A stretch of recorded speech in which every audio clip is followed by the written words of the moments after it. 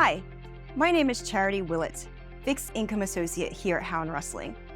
Today, I'm going to talk to you about the difference between a bond's coupon, its current yield, and its yield to maturity.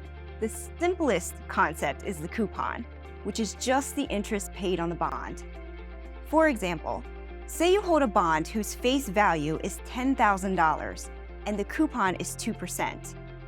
That means the bond issuer will pay you, the bond holder, $200 each year you own it.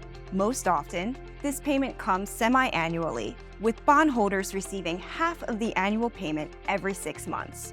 But that doesn't necessarily mean that your $10,000 bond will yield exactly 2%. In fact, the only way your yield will be exactly 2% is if you bought the bond at par, which means you paid exactly $10,000 for a $10,000 bond. Most times, we buy bonds on the secondary market, where the price fluctuates due to a variety of market conditions. Since bonds are rarely, if ever, priced at par in this market, we need to find a way to account for the price of the bond. One way to do this is by using the current yield. The current yield is just the coupon divided by the current price. It's going to tell you how much your bond will yield if you buy it at a given price and hold that bond for 1 year. So let's assume that we pay $10,500 for our $10,000 bond.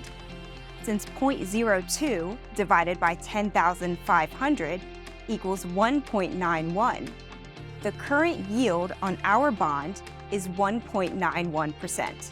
While the current yield is a good tool for thinking about short-term investments, most bondholders are in it for the long haul.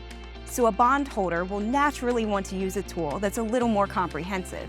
The natural question is then, what will my bond yield if I bought it today at a given price and held it to maturity? That's where the yield to maturity becomes really useful. When we talk about yield to maturity, we're talking about how much the bond will yield annually if the owner holds it to maturity. Like the current yield, yield to maturity uses both the coupon and the current price. But it goes a step further by also considering the present value of the bond's future coupon payments.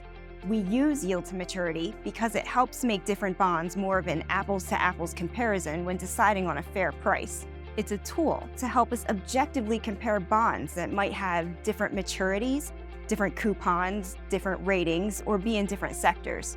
We can also use the yield to maturity to evaluate a bond's market price against its fair value. Because of this, a bond's yield to maturity is a more accurate way to determine a fair price. While a bond priced at 110 cents on the dollar might look expensive, it could very well have a higher yield to maturity than a bond priced at 99 cents on the dollar, which in turn means it's actually less expensive. I hope this gives you a more complete picture of how to look at your bonds. Thanks for tuning into Street Smarts. We hope to see you again next time.